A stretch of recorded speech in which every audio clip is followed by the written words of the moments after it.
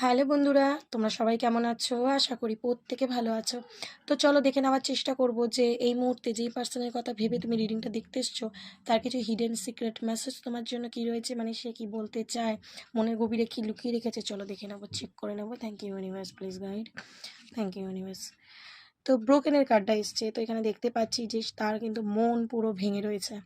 ঠিক আছে, তার মন কেউ ভেঙে দিয়েছে, বা তোমার থেকে এই যে সেপারেশন, তার মন কিন্তু পুরো ভেঙে চুরমার হয়ে রয়েছে। ঠিক আছে, হয়তো তোমায় দেখাচ্ছে না, তার মনে হচ্ছে সব কিছু শেষ, আর কিছু হওয়ার নেই।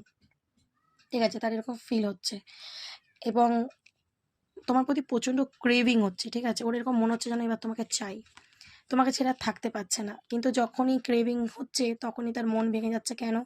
কারণ সম্পর্কটা তোমার সাথে এই মুহূর্তে আর নেই। ঠিক আছে, সেইখানে দেখতে পাচ্ছি অনেক কিছু কিন্তু রিয়েলাইজ করতে পারছে। ঠিক আছে, এবং রিলিজ করতে চাইছে তার মানে লাইফে সে যত ভুল করেছে, তার যত নেগেটিভিটি ছিল তার মানে মাইন্ডে, থটে। ঠিক আছে, সেগুলো সব রিলিজ করতে চাইছে এবং সব কিছুকে লেট গো করে আবার নতুন করে তোমার সাথে কিন্তু শুরু করতে চাইছে। যে যা হয়ে গেছে হয়ে গেছে আমাদের কানেকশনে, তুমি ভুল করো বা আমি ভুল করি। ঠিক আছে, সব কিছুকে পাস্টে পেছনে ফেলে দিয়ে আমরা নতুনভাবে একটা শুরু করতে চাই। ঠিক আছে,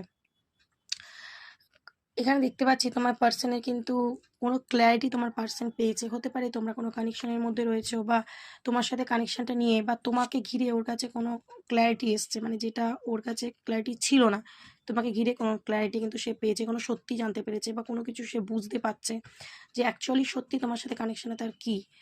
তো আজকে দিনে দেখতে পাচ্ছি সে ফিল করছে যে সে কিন্তু তোমার সাথে ডিসঅনেস্টি করেছে, সে কিন্তু তোমার সাথে অন্যায় করেছে, এটা বুঝতে পারছে।